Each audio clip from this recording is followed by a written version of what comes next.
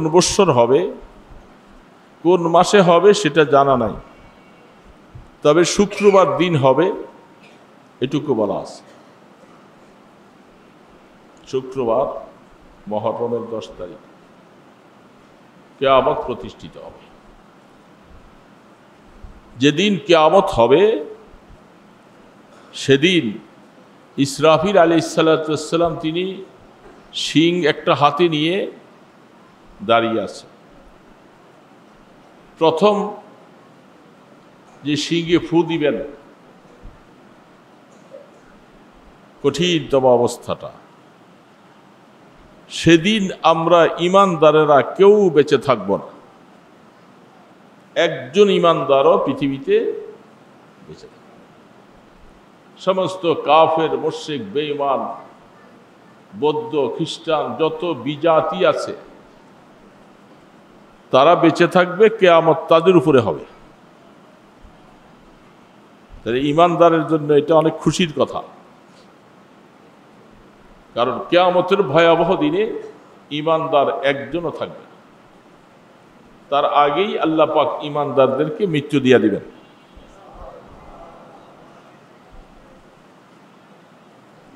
আর কিয়ামত ততক্ষণ পর্যন্ত হবে না যতক্ষণ পর্যন্ত জমিনে একজন ইমানদার বেঁচে থাকে। একজন। তাহলে বোঝা যাচ্ছে হাদিসের ভাষা অনুযায়ী সমগ্র আসমান জমিন সবচেয়ে একজন ইমানদারের দাম আল্লাহ পাকের কাছে অনেক বেশি। একজন ইমানদার, ইমানদারের দাম আছে না নাই? লা তাকুমুস সাআহ হাত্তা ইয়াকুলা আল্লাহ আল্লাহ। এই আল্লাহ শব্দ কে বলবে? ইমানদার বলবে। ইমানদার ছাড়া আল্লাহ কেউ, কাফের, মুশরিক, বেঈমান, কেউ আল্লাহ শব্দ বলবে না। আল্লাহকে ডাক দেনেওয়ালা, আল্লাহ বলে স্মরণ করনেওয়ালা একমাত্র ইমানদার। সেই একজন ইমানদার যখন আল্লাহ বলে ডাক দিবেন, আল্লাহ পাক বলে, হ্যাঁ, জমিনকে, আসমানকে আমি এখনো ঠিক রাখব। আসমান তার জায়গায় থাকবে, চাঁদ সূরজ তার কাজ করতে থাকবে। যখন একজন ইমানদারকেও আল্লাহ উঠাইয়ে নিবেন, কখন উঠাবেন? যখন আল্লাহ কিয়ামত করার সিদ্ধান্ত নেন, তখন আর ইমানদারকেও রাখবেন, তাকেও আল্লাহ মৃত্যু দিয়ে দিবেন। তারপরে কিয়ামতের শিঙে ফু দেওয়া শুরু হবে। কেউ হাটে যাবে, কেউ বাজারে যাবে, কেউ ঘুমিয়ে আছে, কেউ আরাম আছে, তাদের সবাইকে নিয়ে এই আসমানটা ভেঙে চুরমার হয়ে যাবে। বিশ্বাস হয় ইমানদাররা তখন থাকবে না, কিন্তু আল্লাহর কোরআন তো বলে গেছেন, ইজাস সামাউন ফাতারাত ওয়া ইদাল কাওয়াকিবুন তাসারাত ওয়া ইদাল বিহারু ফুজ্জিরাত ওয়া ইদাল কুবুরু বু'সিরাত আলিমাত নাফসুম মা কদ্দামাত ওয়া আখারাত। আসমান ভেঙে চৌচির হয়ে যাবে, খণ্ড খণ্ড, টুকরা টুকরা হয়ে যাবে। আসমানটা কত বড়, কত মোটা! এক একটা আসমানের মোটাইটা শুধু 500 বৎসরের রাস্তা। আল্লাহ পাকের কুদরতের কথা শুনলে ঈমান তাজা হয়। শুধু মোটাইটা, আমাদের এই পিলার, এই ওয়াল, এগুলার যে একটা থিকনেস আছে, ঠিক আসমানের একটা থিকনেস আছে। একটা আসমানের দবজ মোটাইটা অতিক্রম করতে 500 বছর লাগে। তাহলে 7টা আসমান, এই 7টা আসমান ভেঙে একটার পর একটা ভেঙে ভেঙে সব টুকরা টুকরা হয়। ইসরাফিলের সিংহের ফুয়ের মধ্যে পাওয়ার কত!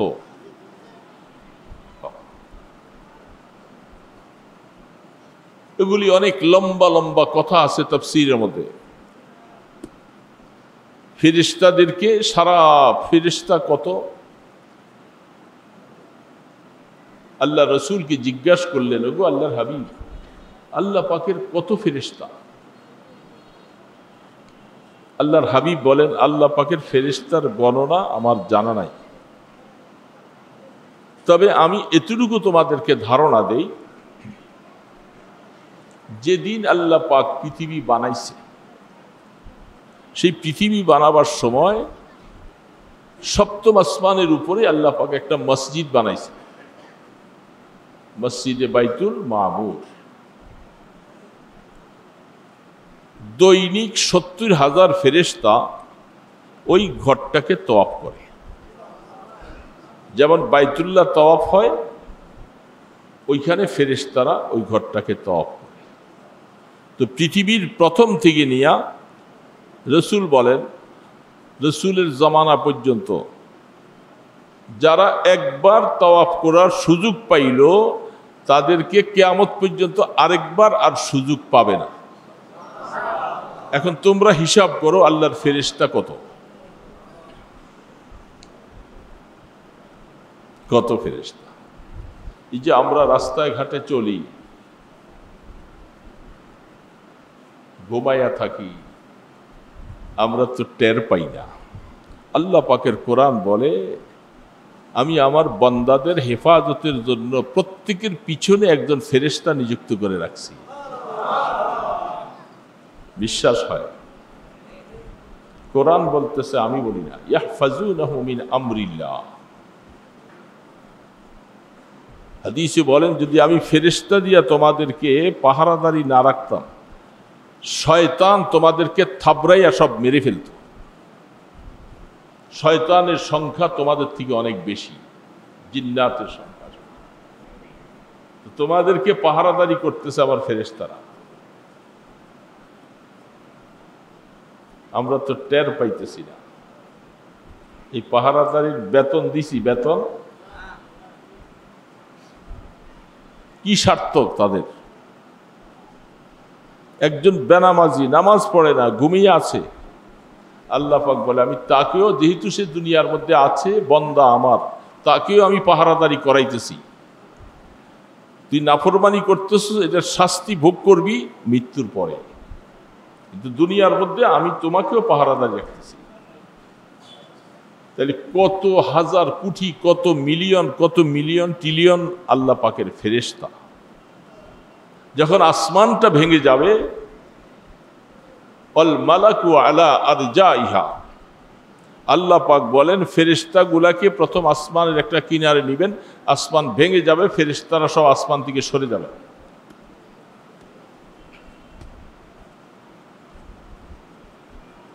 আল্লাহু আকবার। কুল্লু মান আলাইহা ফান ওয়া ইয়াবকা ওয়াজহু রাব্বিকা যুল জালালি ওয়াল ইকরাম ফাবিআইয়ি আলাই রাব্বিকুমা তুকাযযিবান। আল্লাহ পাক বলতেছে, সব কিছু ধ্বংস হয়ে যাবে, শুধু একমাত্র আল্লাহ বাকি থাকবেন, আর কেউ থাকবে না। আল্লাহ, ওয়ায়াবকা ওয়াজহু রাব্বিকা যুল জালাল, কেউ বাকি থাকবে না। আজরাইল, জিব্রাইল, ফেরেশতা যত আছে সব মরে যাবে, সব শেষ হয়ে যাবে। আল্লাহ রাব্বুল আলামিন এইভাবে করে সারা পৃথিবী ধ্বংস করে দিলেন, শুধু আল্লাহ বেঁচে আছে। আল্লাহ পাকের কোনো লয় নাই, কোনো ক্ষয় নাই, তিনি বেঁচে আছেন। প্রথম শিং ফু দেওয়ার পরে আসমান ভেঙে টুকরা হয়ে যাবে। ইজা সামাউন ফাতারাত ওয়া ইজাল কাওয়াকিবুন তাসারাত, যত নক্ষত্র, চন্দ্র, সূর্য আছে এগুলি সব ছিটকে ছিটকে হয়ে যাবে, এগুলি আলো থাকবে না। কত বড় পৃথিবীর থেকে সূর্যটা কত বড়? 9 কোটি, 9,30,00,000 মাইল দূরে। কিন্তু বড় কত? সারাটা পৃথিবী বলে যে সূর্যের কাছে একটা সামান্য একটা ফোঁটা, সূর্য এত বড়। সেই তুলনায় পৃথিবীটা একটা গ্রহ, এটার কোনো অস্তিত্বই নেই, একটা গ্রহ। আল্লাহ পাক বলতেছেন ওয়াইজাল কাওয়াকিবুন তাসারাত, সমস্ত নক্ষত্রাদি চন্দ্র সূর্য সব ছিটকে সব শেষ হয়ে যায়। ওয়াইজাল বিহারু ফুজ্জিরাত, সারা পৃথিবীর যত সমুদ্র পানি আছে এগুলি সব শুকিয়ে যাবে।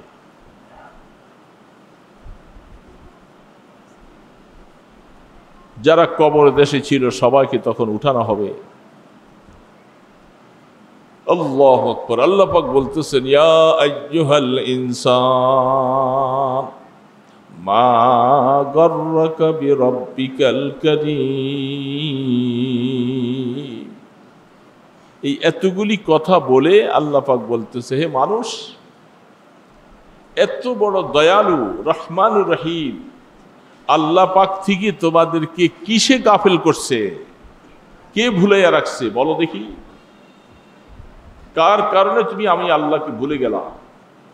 আমার যে আল্লাহর এত বড় পাওয়ার আর এত বড় ক্ষমতা, তুমি আমাকে ভুলে গেলা? ভুলি নাই আমরা মানুষেরা? বলেন না বাবা, আল্লাহকে ভুলছি কি ভুলি নাই?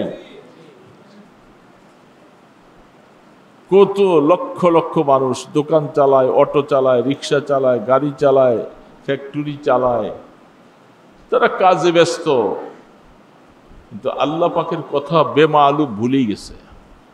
আল্লাহ যে একজন আছেন, কিয়ামত হবে, আমাকে যে একটু আল্লাহর কথা স্মরণ করতে হবে, এটা বেমালুম ভুলেই গেছে। হুজুররা কত কথাই বলবে, এগুলি হুজুরদের কথা না কোরআনের কথা? বলেন কার কথা? কোরআন কার? তাহলে আমরা ভুলে গেলাম। আমাকে যে আল্লাহ সেজদা দিতে বলছে, আমি যে সেজদা দেই না, আমাকে শুধু দোকানদারি করতে পাঠাইছে? আফাহাসিবতুম আন্নামা খালাকনাকুম আবাসা ওয়া আন্নাকুম ইলাইনা লা তুরজাউন। তোমরা কি মনে করেছো আমি তোমাদেরকে খামাখা অযথা বানাইছি? অযথা বানাইছি তোমাদেরকে? তোমরা শুধু দোকান চালাইবা, অটো চালাইবা, গাড়ি চালাইবা, ফ্যাক্টরি করবা, মেল ফ্যাক্টরি বানাইবা, আনন্দ উল্লাস করবা, পিকনিকে যাইবা, কক্সবাজার যাইবা, কুয়াকাটা যাইবা, যত আছে এগুলি সব কিছু ঘুরবা, এই জন্য বানাইছি তোমাদের? কি বাবা বলেন, এই জন্য বানাইছি আল্লাহ? তাহলে তোমরা কি আমার কাছে আসবা না? আল্লাহ বলতেছে তোমরা কি আমার কাছে? তাহলে এই কথা যদি আমরা কেউ মনে রাখি, তার জিন্দিগি কি এইভাবে চলে? এই যে মাইকের আওয়াজ যাচ্ছে, শুনে আমার ভাইয়েরা রাস্তার থেকে শুনতেছে, দোকানদারি করতেছে, বসতেছে, অটো চালাইতেছে, সারাটা দিনের মধ্যে আজকে পবিত্র একটা জুমার দিন চলে গেল। তোমার অন্তরে যদি আল্লাহ পাকের একটু মায়া থাকতো আর ভয় থাকতো, তুমি অটো মটো সব রাইখা দিয়া সব মসজিদে জুমার দিনে হাজির হয়ে যেত। ঠিক ওই জুমার নামাজের সময় সারাটা শহর স্তব্ধ হয়ে থাকার দরকার ছিল, সমস্ত দোকানপাট বন্ধ থাকার দরকার ছিল। যেহেতু আমাকে জুমার নামাজ পড়তে হবে সপ্তাহে একটা দিন, আমার সব বন্ধ, আজকে আমি মাওলার ডাকে সাড়া দিব। দিছে।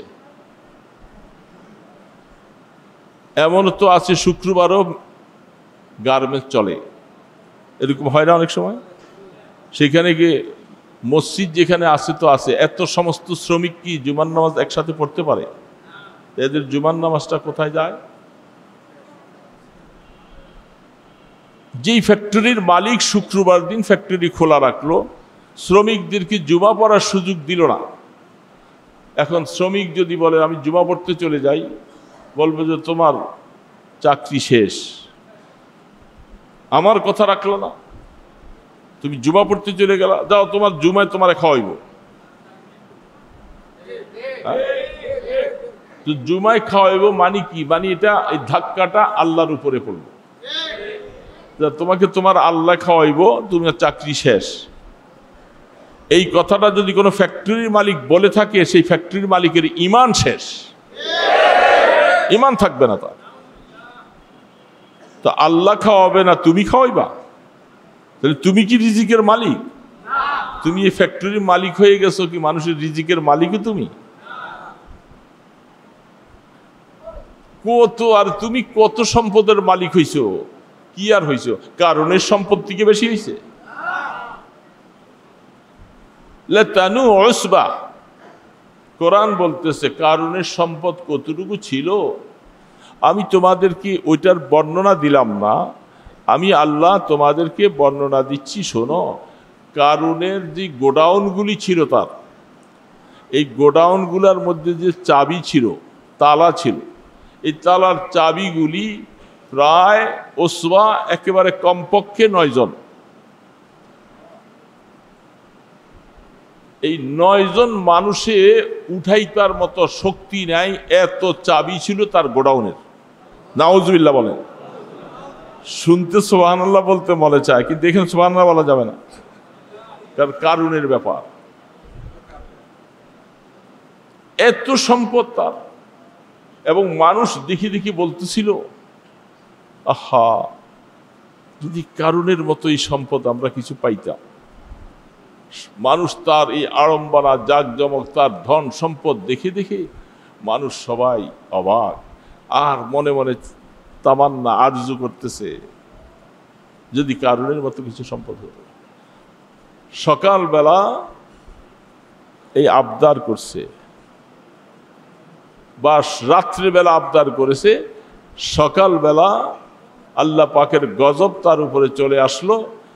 তাকে শুনছেন আপনারা, আল্লাহ নবীর সাথে বেয়াদবি করেছিল, মুসা আলাইহিস সালামের সাথে বেয়াদবি করেছিল।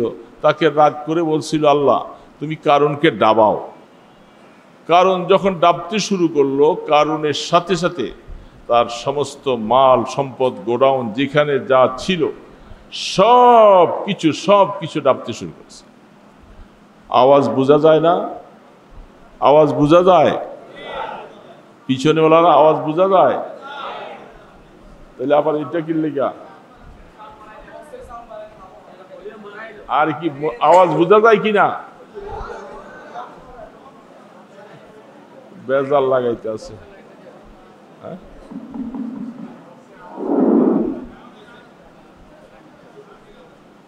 জামিলা রে, কানে ব্যথা, আবার কানের মধ্যে এটা লেগে থাকা লাগবে। কি হলো, এত কিছু মাইক দেওয়ার পরে আবার কানের মধ্যে কানপট্টি লাগান লাগে।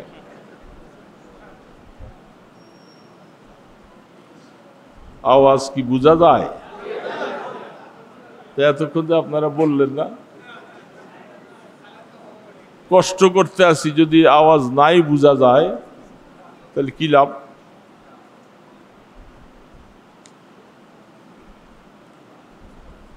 ডাবতেছে, তার সমস্ত মাল ধন সম্পদ নিয়ে ডাবতেছে, ডাবতেছে, ডাবতেছে। কত সম্পদ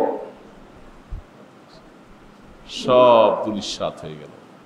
সকালবেলা মানুষ বলে যে আল্লাহ মাপ চাই, কারণের সম্পদ আমাদের দরকার নেই, ওর মতো সম্পদ লাগবে না, সব ফিরে গেছে।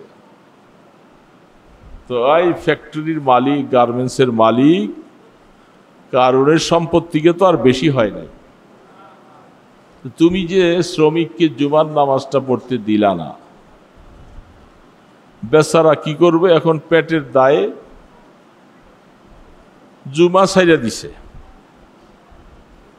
চাকরিটা ঠিক রাখছে। চাকরি না করলে তোমার সব কিছু বন্ধ হয়ে যাবে। এই জন্য সারলাম তো সারলাম, কিসে যে সারলাম? জুমা সারলাম, চাকরি ঠিক।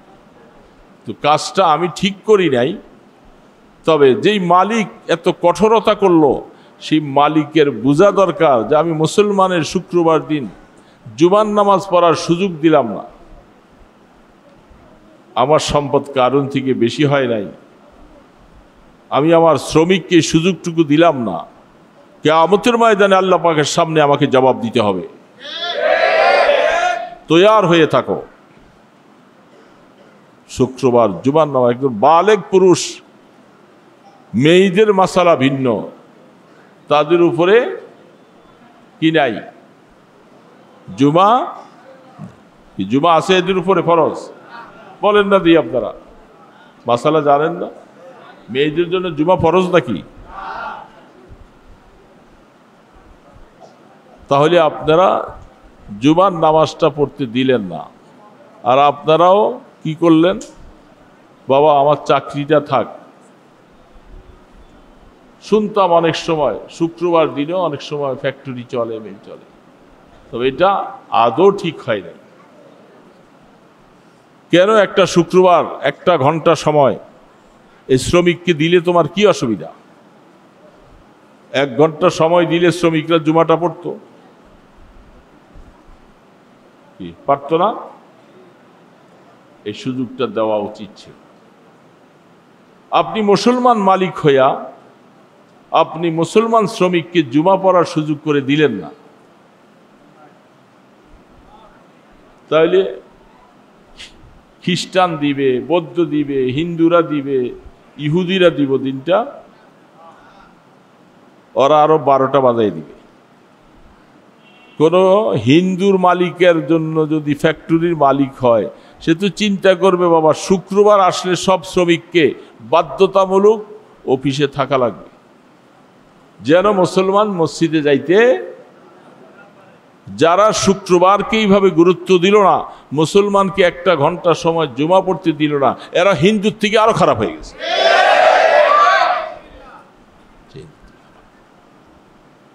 কথাটা শুনতে খারাপ লাগে না? বাস্তব কথা না? তো বাস্তব কথা বলতে খারাপ লাগে। আপনি শুক্রবার দিন জুমা যদি এইভাবে ছেড়ে দেন, আপনার ইমানের 12টা বেজে যাবে। আপনি এইভাবে যদি সবসময় সপ্তাহের মধ্যে, মাসের মধ্যে 3টা 4টা শুক্রবার ছেড়ে দিলেন, আপনার ইমানের 12টা বেজে গেছে। ইমান আছে না না আছে সেটাও আপনি তালাশ করে দেখেন।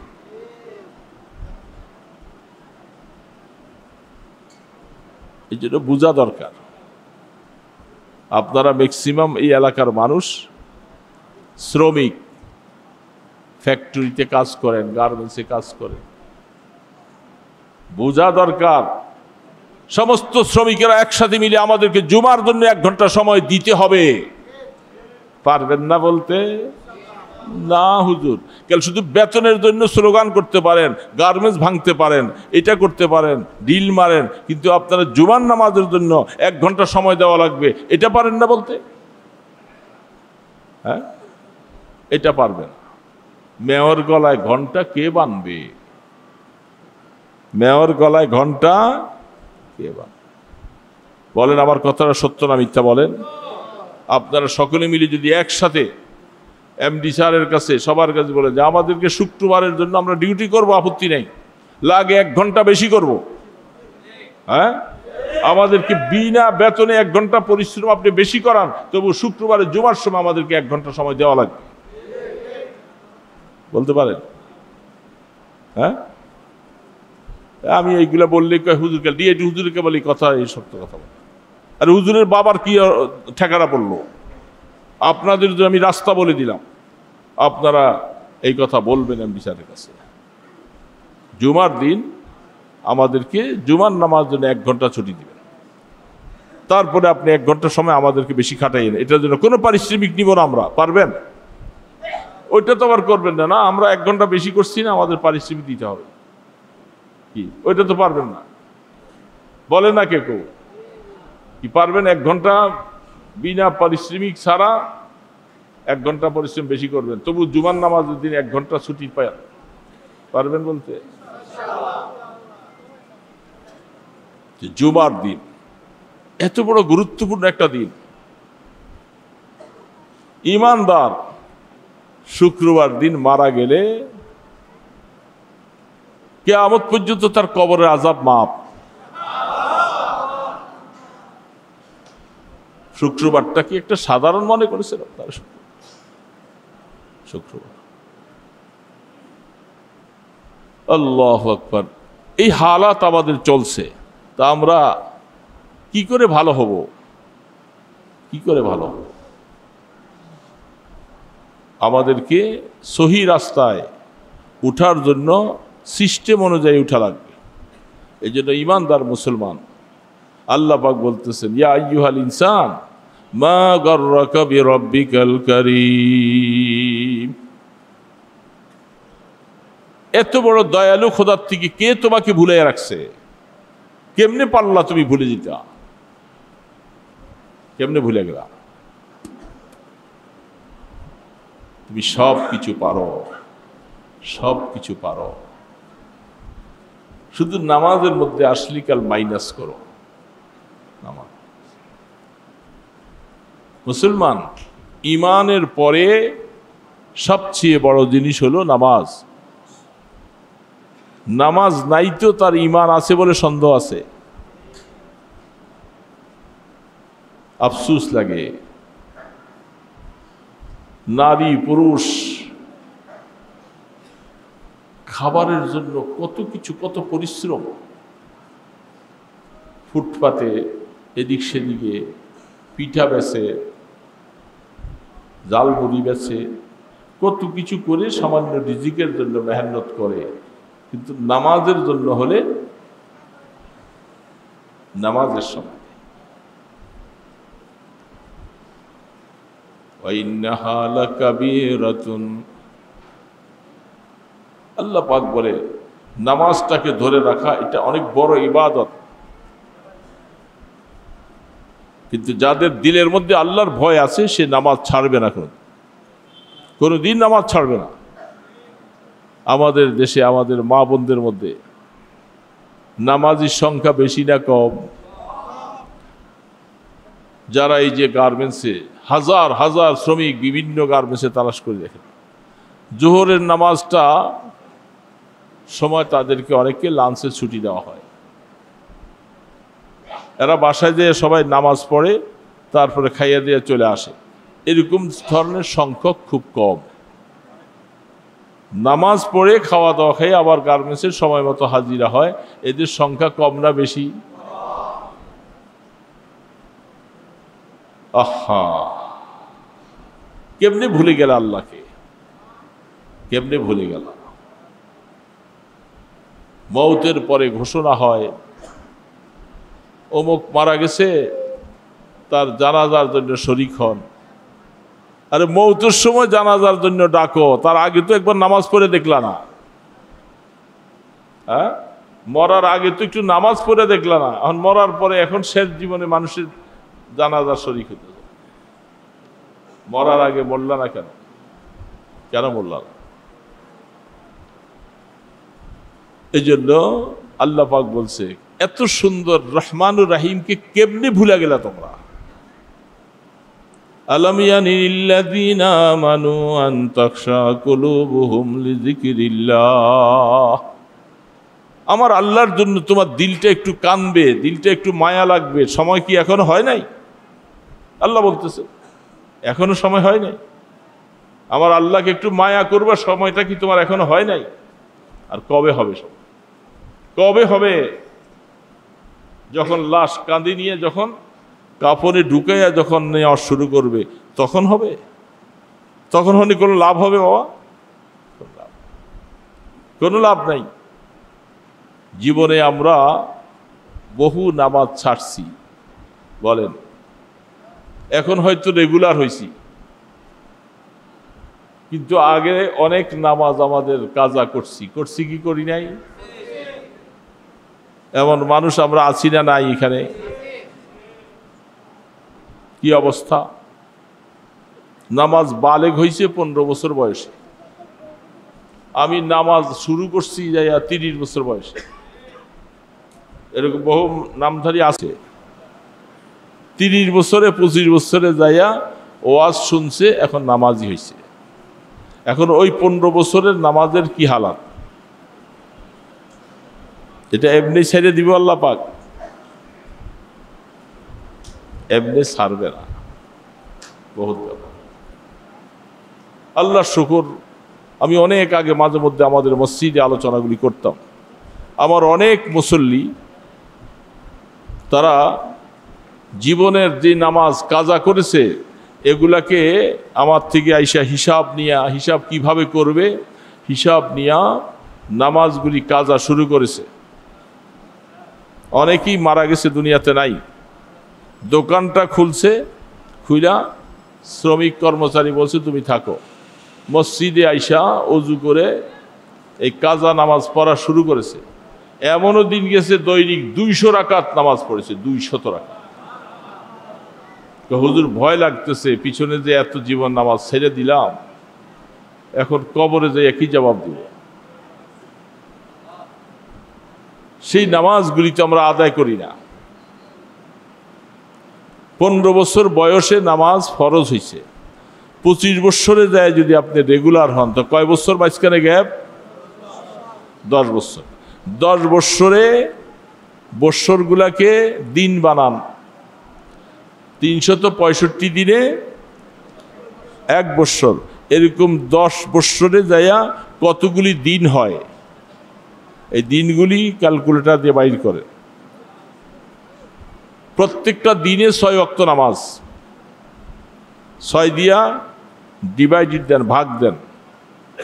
ভাগ দিলে দেখা যাবে আপনার 6 ওয়াক্ত নামাজ মানে ভিতির নামাজ সহ এই 6 ওয়াক্ত নামাজ এই এত বছরে আপনার কতগুলি নামাজ কাজা হলো।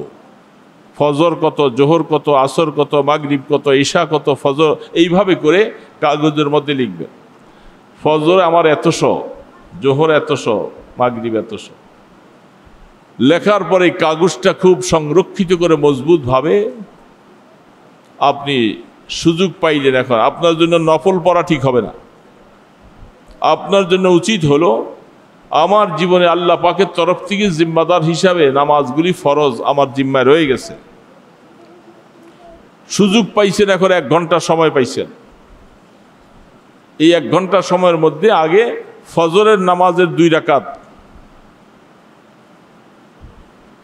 শেষ করলেন, জোহরের নামাজের 4 রাকাত, আসরের 4 রাকাত, মাগরিবের 3 রাকাত, ঈশান নামাজের 4 রাকাত আর ভিতির 3 রাকাত। এই 5 ওয়াক্ত নামাজ পড়লেন আপনি লাগাতার। আগে জোহর, ফজর, জোহর, আসর, মাগরিব, এইভাবে পড়তে থাইকা সময় যদি হাতে থাকে আবার শুরু করবেন ফজরের থেকে। কোনখান থেকে? ওই যে এশা ভিতি শেষ করার পরে হাতে সময় আছে, এখন আবার শুরু করব কোথার থেকে? ফজর থেকে। আবার ফজর আর জোহর পর্যন্ত পড়ার পরে ব্যস্ত হয়ে গেলেন, কাজে চলে গেলেন। ওই আপনার কাগজটার মধ্যে নোট রাখবেন। ফজরের মধ্যে আজকে 1 ওয়াক্ত পড়লেন, জোহরে 1 ওয়াক্ত, প্রত্যেকটা নামাজের সামনে এটা 1 করে মাইনাস দিয়ে এইভাবে রাখবেন। আবার জোহর পর্যন্ত পড়ার পরে হাতে সময় নাই, চলে গেলেন, কাজকর্ম করলেন। ফিরে যখন আবার সময় পাবেন, তখন সময় পাইলে এবার এসে আবার শুরু করতে হবে কোনখান থেকে? আসর থেকে। আবার আসর, মাগরিব, এশা, ভিতির নামাজ পড়ার পরে সময় থাকলে আবার ফজরের থেকে। এইভাবে নামাজগুলি পড়তে হবে। আর মনে মনে খেয়াল, আল্লাহ আমার জীবনে যত নামাজ আমি কাজা করেছি এটা দিলে দিলে খেয়াল করব। সে আমি প্রথম ফজরটা আদায় করলাম, প্রথম জোহর, প্রথম আসর, প্রথম মাগরিব আদায় করলাম, আবার দ্বিতীয় দিন সুযোগ পাইলে এটা আমি দ্বিতীয়টা আদায় করলাম। ওই কাগজটা দেখলে আপনার নিয়ত হয়ে যাবে যে কাগজের মধ্যে আপনি 1, 2, 3 করে করে যখন মাইনাস করতে থাকবেন, এইভাবে মাইনাস করতে করতে দেখা যাবে আপনার জীবনে যত হাজার ওমরি কাজা ছিল, হয়তো আপনি এটার 4 ভাগের 1 ভাগ আদায় করতে করতে আপনার হায়াত শেষ। হায়াত শেষ, আপনি কবরের দিকে পারি। হাদিসে লেখে আল্লাহ সুবহানাহু ওয়া তাআলা দেখবে যে আমার গোলাম সে যে নামাজগুলি ছেড়ে দিয়েছিল, ভুল স্বীকার করে সে নামাজগুলি আদায় করা শুরু করেছে, তার হায়াতে বের পায় নাই। আল্লাহ পাক বলে, যাও তাকে মাফ করে দাও। তা করবেন না। আর আপনি শুধু কেবল এখন ওই 10 বছরের নামাজ সব রাইখা দিয়া এখন থেকে রেগুলার নামাজি হয়েছেন, বুড়া হয়ে গেছেন, এখন নফল পড়েন, আওয়াবিন পড়েন, বলে তোর নফলের কোনো দাম নাই, তোর ঘরের মধ্যে আল্লাহর দেওয়া ফরজ এখনো রয়ে গেছে জমা। মুসলমান,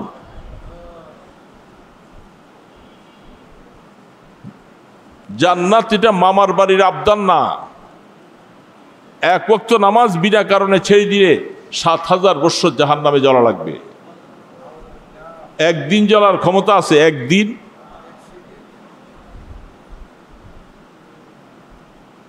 70 গুণ বেশি হইয়া, বুখারী শরীফে হাদিস আসছেন, 70 গুণ বেশি এখন হলো শুধু 1 গুণ, আর আরো 69 গুণ সাথে মিলাইয়া জাহান্নামের শাস্তিটা হবে 70 গুণ। দুনিয়ার আগুন থেকে 70 গুণ বেশি হবে। 1 সেকেন্ড শাস্তি সহ্য করার মতো ক্ষমতা নাই বাবা। ইচ্ছা করে নামাজ ছেড়ে দিলাম কোনো কারণ, এইভাবে আপনি নামাজগুলি আদায় করেন। বহু আল্লাহর বান্দা সে ভয়ে কাতর হয়ে গেল, আমি কি করব এই সংসার, আমার জীবনে এত নামাজ।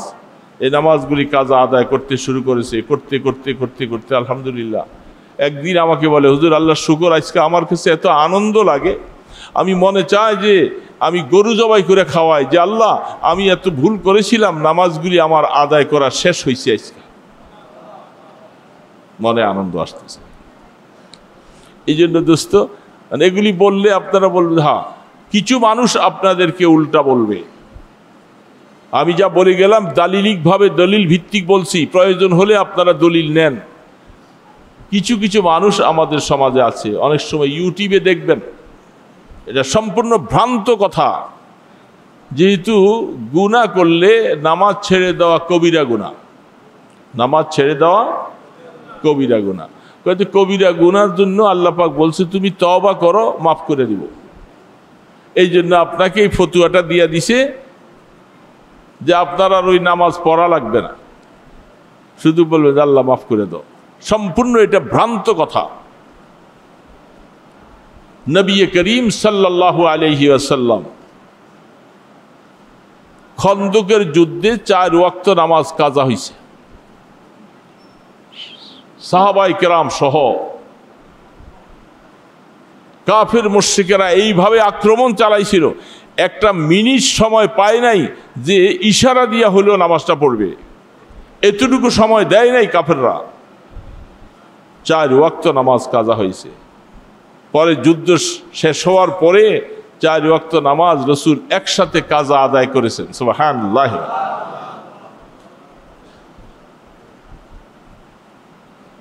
যদি এটা আদায় করাই না লাগবে, তাহলে আল্লাহ রসুল সাহাবায়ে কেরাম কেন কাজা আদায় করলেন? কেন আদায় করলেন? আল্লাহ রসুল থেকে বড় দোয়াগির আপনি হয়ে গেছেন যে আপনি মাপ চাইলে মাফ করে দিবে। রসুল তো এই কথা বললেন না সবাই মাপ চাও, আদায় করা লাগবে না। আল্লাহ রসুল নিজে আদায় করে দেখাই দিয়েছেন, কাজা হয়ে গেলে নামাজ আদায় করতে হবে। এই জন্য দোস্ত, যাদের সাহস হয় হিসাব করে যে আমি কখন থেকে নামাজে রেগুলার হয়েছি, আমার 15 বছর বয়স থেকে ওইখানে হিসাব লাগাইয়া এগুলাকে কাউন্ট করে পকেটে রাখবেন, আর আস্তে আস্তে করে কাজ আদায় করবেন। আদায়ের সিস্টেম ওই ফজর থেকে শুরু।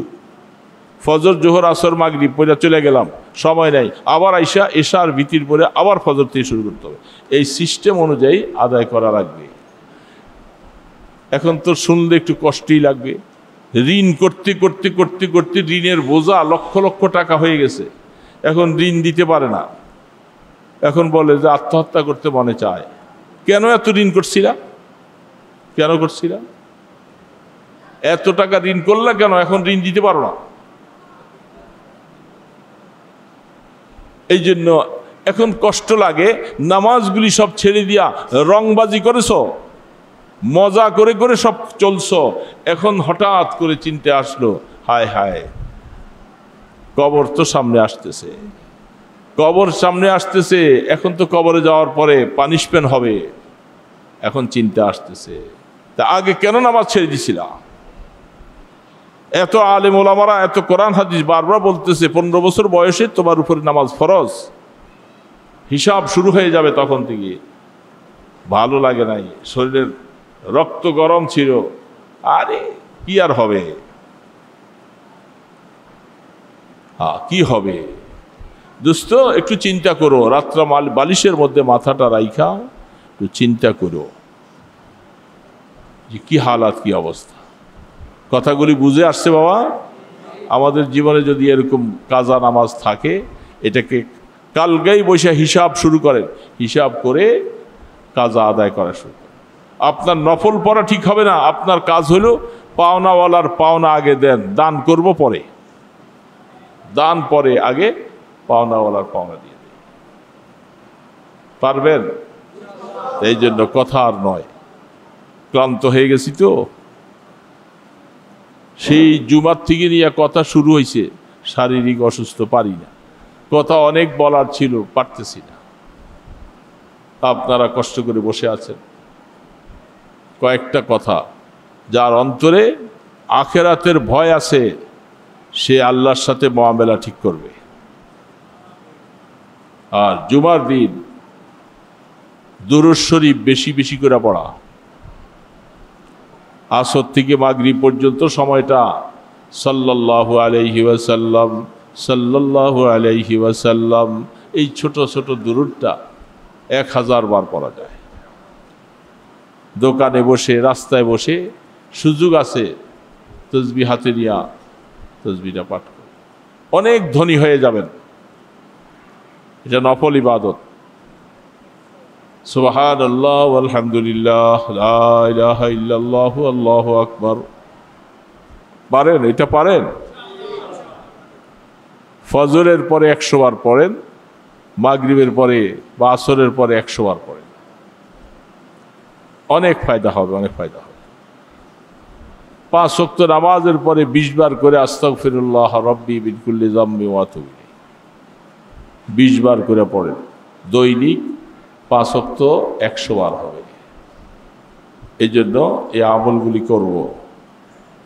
আর অন্যান্য যত গুনাহ আছে সমস্ত গুনাহ থেকে আল্লাহর কাছে তওবা করে করে গুনাহ মাফ করাইতে হবে, গুনাহ মাফ করাইতে হবে। ভিন্ন কোনো পথ নাই, ভিন্ন কোনো পথ নাই। ওই দেশে যাব, ওই দেশের মালিকের সাথে সম্পর্ক করে ভিসা লাগাইয়া তারপরে যাইতে হবে। ভিসা লাগাবো না, হ্যান্ডকাপ লেগে যাবে হাতে। এই জন্য দোস্ত, একজন মহিলা গতকাল, আমি ব্যস্ত, এর মধ্যে ফোন দিছে, কে আপনি? হুজুর আমি একজন অপরিচিত মহিলা, আমার বাসা মিরপুর, আপনার নাম্বারটা আমি সংগ্রহ করেছি, হুজুর একটা কথা বলবো, সময় আছে? আমি খুব তাড়াতাড়ি বলেন, ব্যস্ত আছি। আমার একটা মেয়ে কানাডা থাকে, যে বাসায় রাত্রে থাকে, একা একা ঘুমাইয়ে ভয় পায়, কি যেন দেখে, হাঁটে, চলে ফিরে। তো আমি বললাম যে আর সাথে কেউ নাই, স্বামী নাই, কেউ নাই? বলে সে পড়ালেখা করতে গেছে, মেয়েটা কানাডা, একলা একলা বাসায় থাকে, তার পাশের রুমের মধ্যে অন্যরা কলিকেরা আছে। কিছু আমল বলে দিলাম। বলেন, মেয়েকে কানাডা পাঠাইছে পড়ালেখার জন্য। কানাডা বাংলাদেশের মতোই তো পরিবেশ নাকি?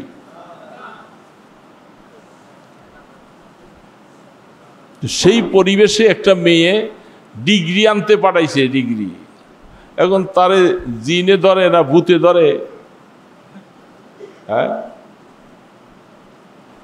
কয়েকদিন পরে মানুষও ধরবে, চরিত্রহারা হয়ে যাবে। এদের কি ভরসা, কত বড় সাহস! একটা মেয়ে, বাবা লক্ষ লক্ষ টাকা দিয়ে কানাডা পড়াইতে পাঠাইছে, ডিগ্রি নিয়ে আসবে, ডিগ্রি নিয়ে আসবে। এই ডিগ্রিটা যে কি করবে, ডিগ্রি ডিগ্রি দিয়ে পানি খাইবা? नजर उलझी है 400 में खरद खोई गई है रंगों में न छुड़ाए दिल फगाने सहरगाही अमा शायद मिले अल्लाहु में। ডক্টর ইকবাল তিনি বলছেন, আমার বাবা আমাকে লন্ডন পাঠাইছিল অক্সফোর্ড বিশ্ববিদ্যালয়ে পড়ালেখার জন্য। বোতলে পানি আছে, পানিটা দেওয়া হবে। ডায়াবেটিসের রোগী এত রাত্র পর্যন্ত খালি পেটে থাকা যায় না।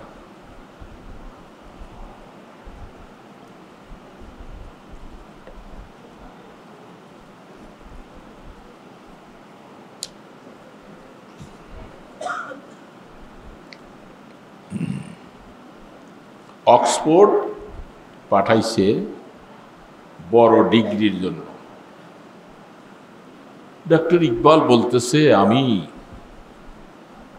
ভর্তি হয়েছি, চলতেছি, কলেজে যাই, কত আগের কথা। এখন কলেজে যাই আর রাস্তায় বাইর হই, বেপর্দা উলঙ্গপানা দেখা, মেয়েদের অবস্থাগুলি দেখা আমি রাত্রে আইসা আমার কামরায় চিন্তা করতে লাগলাম, কি লেখাপড়া করতে আসছি, কি ডিগ্রি নিতে আসছি। তো ডিগ্রি তো নিব, ইমানটা তো রাইখা যাইতে হবে এখানে। এমন পরিবেশ, তখন ডক্টর ইকবাল কামরার মধ্যে বৈশা বৈশা লিখতেছে উর্দু ভাষা।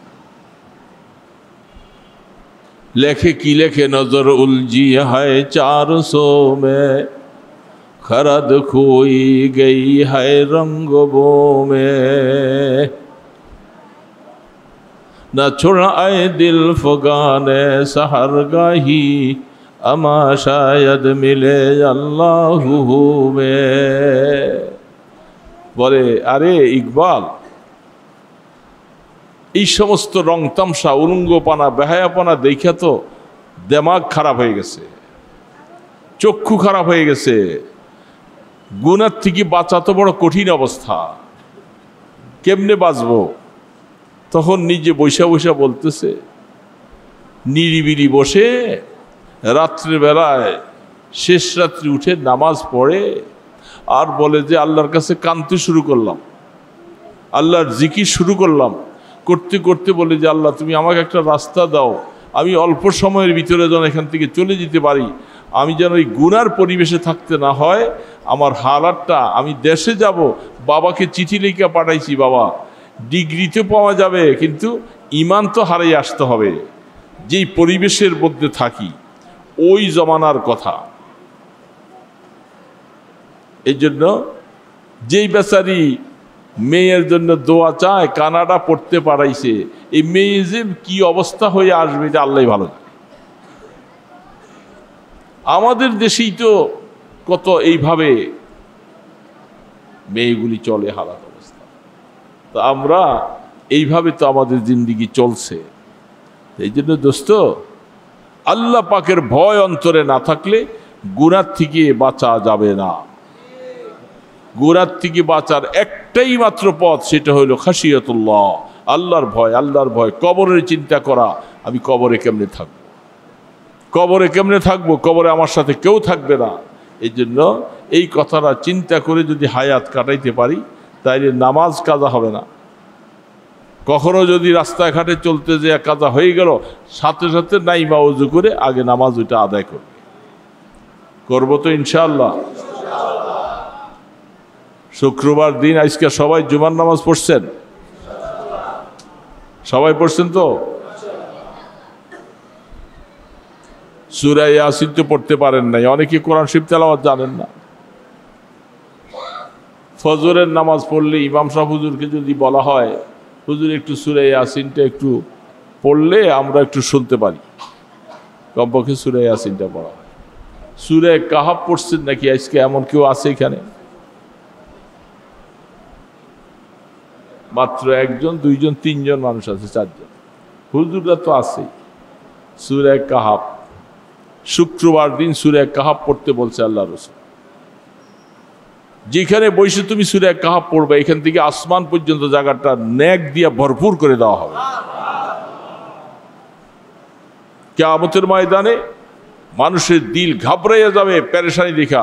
যারা শুক্রবার সূরা কাহাফ পড়ে তার দিল ঘাবড়াবে না। আল্লাহ পাক বলে, তোমার দিলটাকে আমি ইস্তেকামতের সাথে কায়েম রাখবো, কোনো পেরেশানি হবে না তোমার। সূরা কাহাফ এই জন্য চেষ্টা করব, দেখবেন ইনশাআল্লাহ আমলের মধ্যে থাকি। প্রত্যেকে নিজেদের পরিবারের সবাইকে নামাজি বানাবার চেষ্টা করব, নিজেদের ছেলে মেয়েদেরকে পর্দাওয়ালা বানাবার চেষ্টা করব, করার চেষ্টা করব না ইনশাআল্লাহ। আল্লাহ পাক আমাদেরকে যে কথাগুলি আলোচনা হলো আমল করার তৌফিক দান করে। আল্লাহুম্মা সাল্লি আলা মুহাম্মাদ ওয়া আলা আলিহি ওয়া আসহাবিহি ওয়া বারিক ওয়া সাল্লিম। আল্লাহুম্মা সাল্লি আলা মুহাম্মাদ ওয়া আলা আলিহি ওয়া আসহাবিহি ওয়া বারিক। আল্লাহুম্মা সাল্লি আলা মুহাম্মাদ ওয়া আলা আলিহি ওয়া আসহাবিহি ওয়া বারিক ওয়া সাল্লিম। আলহামদুলিল্লাহি রাব্বিল আলামিন ওয়াসসালাতু ওয়াসসালামু আলা আশরাফিল আমবিয়া ওয়াল মুরসালিন। রব্বানা যালামনা আনফুসানা ওয়া ইল্লাম তাগফির লানা ওয়া তারহামনা লানাকুনান্না মিনাল খাসিরিন। আয় আল্লাহ, মেহেরবানি করে দয়া করে জীবনের সমস্ত গুনাহগুলি মাফ করে দাও। ইচ্ছায় অনিচ্ছায় যত গুনাহ করেছি মেহেরবানি করে মাফ করে দাও আল্লাহ।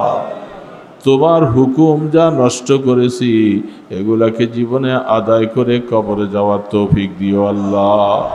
বাকি হায়াত যতদিন বাঁচিয়ে রাখো আল্লাহ, ততদিন গুনাহ থেকে বাঁচার তৌফিক দিও আল্লাহ। আল্লাহ দয়া করে মেহেরবানি করে আমাদের মওতের সময় আমাদেরকে ঈমানের মওত দান করিও আল্লাহ। আল্লাহ কবর নিয়ে আমাদেরকে মাইরো না গো আল্লাহ, কবরকে রহমতের কবর বানাইয়া দিও আল্লাহ। কিয়ামতের ময়দানে আমলনামা ডান হাতে দিও, হিসাবের কড়াকড়ি করো না আল্লাহ। আল্লাহ দয়া করে আমাদেরকে জান্নাতুল ফিরদাউসের মালিক বানাইয়া দিও আল্লাহ। সমস্ত গুনাহ থেকে তওবা করলাম, নসুহাতান কবুল করে গুনাহগুলি মাফ করে দাও। আমাদের মা বাবার গুনাহ মাফ করে দাও, ছেলে মেয়ে বিবি বাচ্চা সবার গুনাহ মাফ করে দাও আল্লাহ। মেহেরবানি করে দয়া করে আমাদের ঘরগুলাকে নেককারের ঘর বানাইয়া দাও। বেনামাজি সন্তানের বাবা আমাদেরকে বানাইও না, আমাদের একটা সন্তান যেন বেনামাজি না হয় আল্লাহ। সবাইকে নামাজি মুত্তাকি বানাই দিও ইয়া আল্লাহ। এই মজলিসকে তুমি কবুল করে নাও আল্লাহ। ইমাম সাহেবকেও কবুল করো আল্লাহ। আল্লাহ মুয়াজ্জিন সাহেব মুসল্লিদেরকে কবুল করে নাও আল্লাহ। ইমাম সাহেবের সিনাকে তুমি মারিফতের দৌলত দিয়া ভরপুর করে দাও। আয় আল্লাহ আত্রাফের সমস্ত মুসলমানদেরকে নামাজি বানাইয়া দাও আল্লাহ। মা বোনদেরকে নামাজি বানাইয়া দাও। কবরের চিন্তা ঢুকাইয়া দাও আল্লাহ। কবরের চিন্তা নিয়ে হায়াত কাটাবার তৌফিক দাও আল্লাহ। আল্লাহ মেহেরবানি করে দয়া করে আমাদের সকলকে মওতের সময় রহমতের মওত দান করিও আল্লাহ। বিভিন্ন রোগ ব্যারাম নিয়ে যারা আছি, অসুস্থতা আছি, আমাদেরকে শিফায়ে কামেলা নসিব করে দাও আল্লাহ।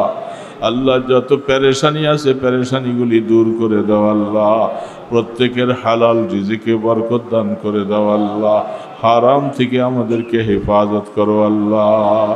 আল্লাহ মদিনার নবীর দরবারে কোটি কোটি দুরুদ সালামের হাদিয়া পৌঁছাইয়া দাও আল্লাহ আপনার ইসমে আজমের উসিলায়, আপনার হাবিবের কদম মুবারকের উসিলায় দোয়াগুলাকে কবুল করে লও আল্লাহ। সাল্লাল্লাহু তাআলা আলা খায়রি খালকিহি মুহাম্মাদিন ওয়া আলা আলিহি ওয়া আসহাবিহি আজমাইন বিরহমাতিকা ইয়া আরহামার রাহিমিন।